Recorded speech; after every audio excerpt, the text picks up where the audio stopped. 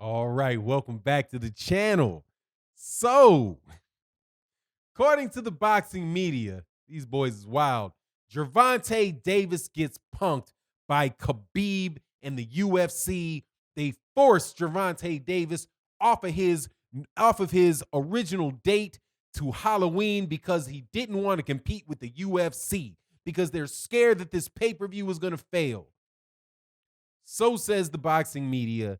Man, what else is new? Let's talk about this date that's been with the moving of the Gervonta Tank Davis fight versus Leo Santa Cruz to from October 24th, 1 week up to October 31st, and what it probably really means, and dig the media a little bit in this video. Let's do it.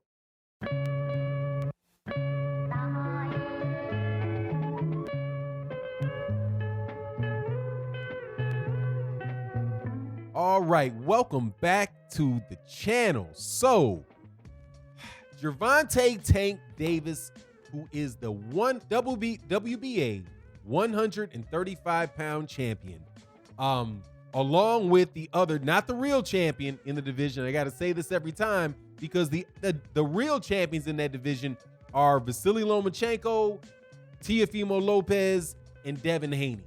Devin Haney holds the WBC. Teofimo Lopez holds the IBF. Vasily Lomachenko holds the WBA and the WBO. What Gervonta Tank Davis is the regular champion. But being this the regular WBA champion when you are the biggest selling little man in all of boxing is not such a bad thing because you get to be on pay-per-view while the other little lightweights do not get to do that because they don't sell like you sell. So, Gervonta Davis is going to be on pay-per-view, a lightweight headlining a pay-per-view card. And let me ask you to please recall the last time a lightweight was headlining a pay-per-view card. I do not believe that it has happened maybe since Floyd and Castillo, if that was it wasn't even pay-per-view.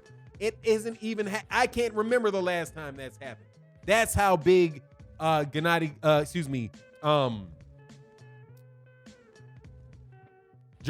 Davis has become.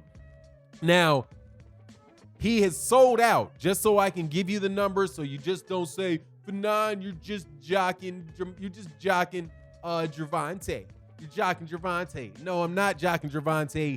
Gervonta Davis, last 5 fights, right, have all been sellouts, have all been sellouts, and they've all been in different areas.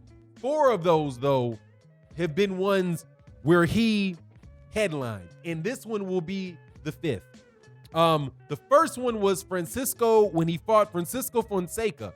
But that was on the Mayweather Jr. versus Conor McGregor undercard, so that doesn't really count. The next one was the Barclays Center in Brooklyn, New York, against Jesus Cuellar. Sold that out. Then he moved on to fight Hugo Chavez at Dignity Health Sports Park in Carson, California, and he sold that out. So that's 2, one in New York, the other one in California. Then the next one was in Baltimore, where he's from, against Ricardo Nunez back on June 27th of 2019. And in his last fight against Yuriorkis Gamboa, which was in Atlanta, he sold that out too against Yuriorkis Gamboa just a couple days after Christmas last year. So, that's why Gervonta Davis is on pay-per-view, and I do not believe, unlike this boxing media, that has something to do with him being scared of having a pay-per-view fight going up against Khabib. Now, I will talk about that in greater detail later. However, let me say this shortly. Gervonta Davis's fan base is not going to be watching Khabib. Sorry.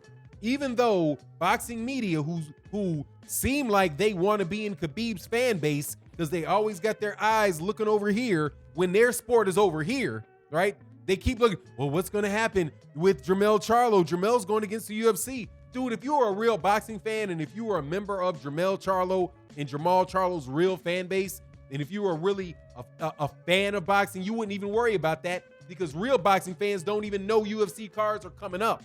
Trust, there's enough boxing fans that do not know and do not care for you to be able to prosper in the sport of boxing. But the media, for some reason, man, they just can't get that through their head because it seems like they're so focused on what, they just don't act like they really like boxing that much. Anyway, the date has been moved for certain, and that is that for Javonte Davis and Leo Santa Cruz, it was originally scheduled for October 24th. It's moved to October 31st. And here's an example of what I'm talking about where media give these just very interesting takes. Mike Coppinger, who writes for The Athletic, said, the fight moves 1 week to Halloween, and it's a smart decision by the PBC. Dog, ain't nobody asking you, Mike, what your opinion is about a smart decision, dude. Be a journalist. You journalists, just tell me what you think. Just tell me the date, dog. Keep it to yourself. I'm just being a little harsh on that one, kind of. Anyway, said it's a smart decision by the PBC. The company just had a Showtime pay-per-view compete with the UFC over the weekend, and it was facing the same fate a month later. What's the fate? What do you mean same fate? What fate? He has a pay-per-view show. What are you saying, it failed or something? A fate means that you know what happened. Mike Coppinger doesn't even know what the numbers are yet. So how could you say you're repeating that fate? And why should boxing be worried about the UFC? What good does that do? The UFC has its own fan base. Boxing has its own fan base. The only issue that you should have about the UFC versus boxing is if there are real boxing fans, that there are really people that are caught between the two. Because if they're really UFC fans, they're not going to buy the Showtime pay-per-view anyway. If they're real boxing fans, they're not going to buy the UFC. It's just not. These guys are not huge crossover stars. Khabib is not some huge crossover star that boxing fans are just dying to see. No, Mike Coppinger, your friends might be willing to see him. Your friends, that might be something your friends and your buddies that you hang out with might want to see, because maybe you're not really a boxing head. Maybe you're just covering the sport, but you really like baseball or basketball, or you're kind of like, 70-30 with boxing and MMA. I mean, dude, if you're 100% boxing, if you're a boxing fan, you don't care what's going on in the UFC. It's absolutely ridiculous. So the idea, the fact that these media guys act so scared of the UFC, to me, just demonstrates really that it's not something that they're just really not boxing fans. Because I haven't heard any real boxing fans think that way or bring those type of subjects up. I never hear it. I never have somebody say, hey man, the Charlo pay-per-view is coming on, man. I don't know, man, if I'm gonna watch that, because this African dude from the UFC whose name I've never heard is fighting. Man, get out of here, dude. It's almost like these guys it seems like they are almost auditioning to cover UFC while they're covering boxing. There's no reason whatsoever to hold up the sport of boxing and move things around because of the UFC, especially when you have all of the other valid points, valid things that you could think might have caused them to push that back. Like, for example, the weight, right? Look at all of the other reasons why this makes more money. The biggest one is this: that fighting in oh God, where is this fight going to be? Because I have to look, because there is, yes, it's in San Antonio, right? Wanted to make sure I didn't say Dallas. This fight is in San Antonio. So, and it's going to be taking place after after the NFL football season has already started and the Texas stadiums are allowing football fans to go in there, but yet with social distancing. So, for example, in Dallas, the AT&T Stadium, they had roughly 27,000 fans in attendance for that football game. If they have this fight in San Antonio, then they could have an arena, whether it could be where the San Antonio Spurs play, or not sure of the different venues in San Antonio. I think it's the San Antonio, it's called the Alamo Dome.